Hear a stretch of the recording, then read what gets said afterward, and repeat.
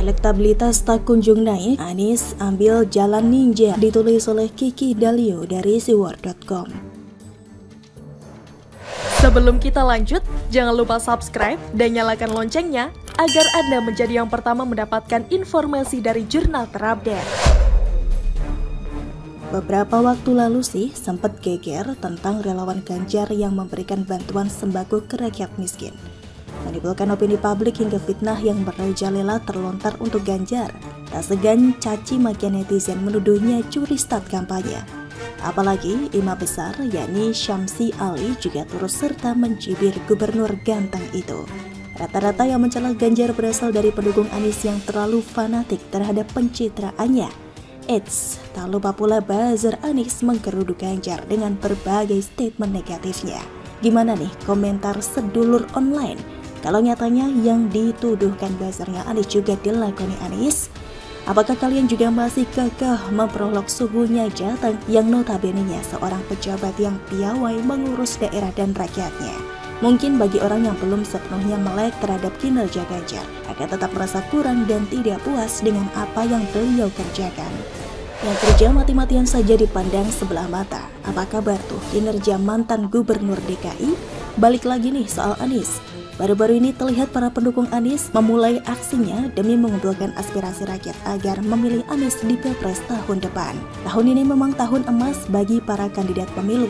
Tidak heran jika banyak paslon yang kemeruyuk mengatur strategi demi mendapat simpati rakyat. Berbagai cara dilakukan guna memancing rakyat agar memilih kandidat yang mereka promosikan. Layaknya pejuang ABW yang membawa buah tangan untuk warga. Tote bag berwarna pink lengkap dengan gambar wajah Anies membuatku merasa tergelitik dan ngempet guyu. Kemarin aja menghina relawan Ganjar dengan embel-embel nyuri start. Terus julukan yang tepat buat ex-gubernur DKI itu apa dong? Ngeri-ngeri sedapnya lagi nih ketika para pejuang Anies Baswedan melontarkan pertanyaan pada warga setempat dengan kalimat begini. Tapi sebelumnya saya mau tanya dulu dong, Ibu 2024 mau pilih siapa untuk Presiden Indonesia? Ujarnya. Jika niat hati ikhlas memberi, tidak perlulah menanyakan hal yang sifatnya pribadi. Urusan coblos-mencoblos pemimpin kan hak pribadi masyarakat. Jadi, hal seperti itu tidak perlu dijadikan bahan pertanyaan. Coba saja si ibu menjawab akan memilih Ganjar atau kandidat lain, apakah jadi diberi sembako? Hal seperti ini sangat disayangkan sekali. Niat hati ingin menonjolkan citra Anies, tapi malah nampak politik identitasnya yang semakin banyak diketahui rakyat. Mungkin ini salah satu jalan pintas Anies demi melonjakkan elektabilitasnya lagi yang saat ini menurun. Sepertinya ia ingin mengungguli Ganjar, imbuhku. Ibarat menjilat ludah sendiri, itulah yang dilakukan Anies dan para pendukungnya demi memoncarkan kembali elektabilitas Anies yang kian turun. Ini baru satu kegiatan yang nampak dan sifatnya sudah fatal loh. Belum lagi kalau digabungin dengan semua aktivitas politik identitasnya Anies. Sudah pasti terlihat banget banyak minusnya, tandasku. Menjadi gubernur DKI saja banyak kebijakanmu yang gagal, apalagi mengurus ketatanegaraan.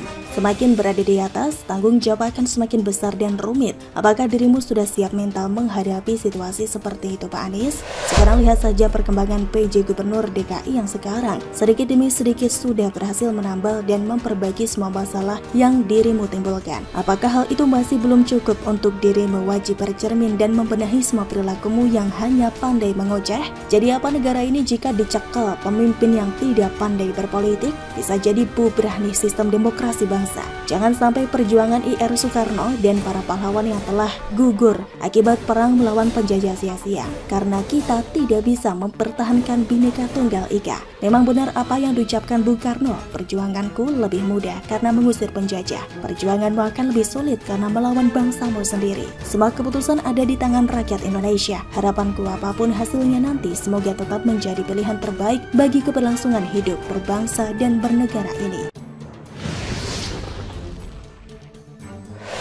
Pak Basuki jahat, sentil sosok 6 tahun tak kerjakan normalisasi dan sodetan Ciliwung, ditulis oleh Syardi dari siwar.com.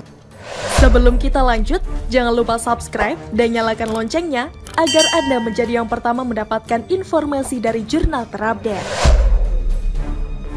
Beberapa waktu lalu PJ Gubernur DKI Heru Budi Hartono meninjau progres pembuatan sodetan Kali Ciliwung. Kemudian Jokowi bersama Menteri PUPR Basuki ikut meninjau proyek ini. Menteri satu ini kadang kalau komentar bisa bikin pihak lain tersentil dengan hebat. Jadi Pak Basuki mengaku bersyukur Heru Budi Hartono menghidupkan kembali upaya mengatasi banjir di ibu kota, yang salah satunya dengan melakukan normalisasi sungai. Sekarang alhamdulillah ada Pak Heru. Ini upaya mengatasi banjir di Jakarta mulai dikerjakan lagi, kata Basuki. Menurut Basuki, berbagai langkah yang dilakukan pemerintah saat ini untuk mengatasi banjir seperti normalisasi kali, pembangunan sodetan, pembangunan waduk, hingga pemasangan pompa-pompa bertujuan mengurangi banjir di ibu kota. Pasti banyak berkurang, bukan bebas banjir, tapi pasti banyak berkurang dari hulu, tengah, hilir, katanya lagi. Jika semua itu dilakukan sejak dulu, hal itu akan mengurangi banjir di Jakarta. Kalau itu konsisten dilakukan dari dulu, pasti sudah berkurang. Yang masalahnya tadi kan 6 tahun gak diapa-apain, normalisasi gak diapa-apain, sodetan gak diapa-apain, kata Basuki. Nyindir siapa ini? 6 tahun gak kerja apa-apa. Memang tidak disebutkan namanya, tapi kita sudah tahulah. 6 tahun tak kerja, memangnya Ahok. Sudah pasti mantan gubernur seiman yang ketika diberi nama Yohanes, tidak ada satupun tukang nongkrong di Monas yang protes. Semoga saja yang bersangkutan tidak tahu soal ini. Takutnya jadi kesel dan lempar kode politik seperti kaos yang dia pakai saat di Bandung. 5 tahun kepemimpinan Anies, apa kerjanya untuk atasi banjir? Hanya sumber resapan yang paling kelihatan oleh mata telanjang. Sisanya cuma wacana dan retorika yang tidak ada kejelasan. Naturalisasi sungai yang mau gantikan normalisasi sungai pun mandek, tidak ada kejelasan. Jangankan proyek dari gubernur sebelumnya, program sendiri pun tidak dikerjakan. Bukankah ini sangat keterlaluan? Tentu saja keterlaluan. Teganya mengelabui dan memperdayai rakyat dengan segudang janji semanis gula, lalu dilupakan begitu saja. Jadi ketika Pak Basuki bilang 6 tahun normalisasi sungai dan sodetan tidak diapa-apain, maka kita sudah tahu kualitas Anies itu seperti apa.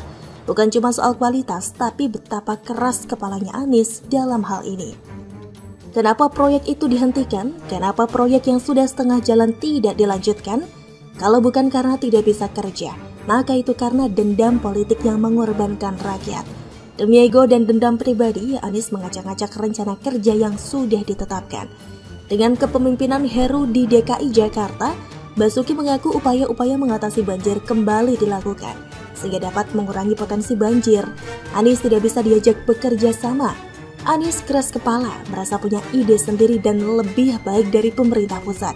Tapi gilanya Anies tidak kerjakan itu. Hasil dari buah pemikirannya malah amburadul. Lihat saja sumber resapan. Itukah buah karya dari yang katanya cerdas, lulusan luar negeri, berwawasan dan diundang ke Oxford? Bagi kalian yang masih belum tahu betapa kacaunya Anies, sekarang adalah saat yang tepat untuk lebih mengenal Anies. Bahkan Pak Basuki saja sampai geleng-geleng kepala melihat Anies. Ngeri kan, 6 tahun tidak kerjakan sesuatu yang bisa mengurangi banjir? 6 tahun, bayangkan. Benar kata Pak Basuki, kalau dari dulu dikerjakan, sekarang pasti sudah ada hasilnya. Tapi sayang, ulah mantan gubernur itu terlalu keterlaluan. Malah sempat adu debat dengan pemerintah pusat. Sampai-sampai Pak Basuki dulu sempat bilang dia tidak dididik untuk berdebat. Makanya hati-hati dengan orang ini. Dia sedang mencari cara untuk menjadi presiden. Ini tidak boleh dibiarkan. Tapi ada selentingan kabar dengan melihat kondisi 3 partai bahwa Anies bisa saja terancam tidak bisa nyapres. Bagus deh kalau tidak bisa nyapres. Lebih baik tidak ada Anies pada Pilpres. Kejadian yang menimpa Jakarta tidak boleh terulang di Indonesia. Kekacauan yang terjadi, misalnya pada penanganan banjir, jangan sampai meluas ke seluruh Indonesia. Anies tidak layak, tidak pantas, dan tidak boleh menjadi presiden kalau ingin Indonesia maju. Bagaimana menurut Anda?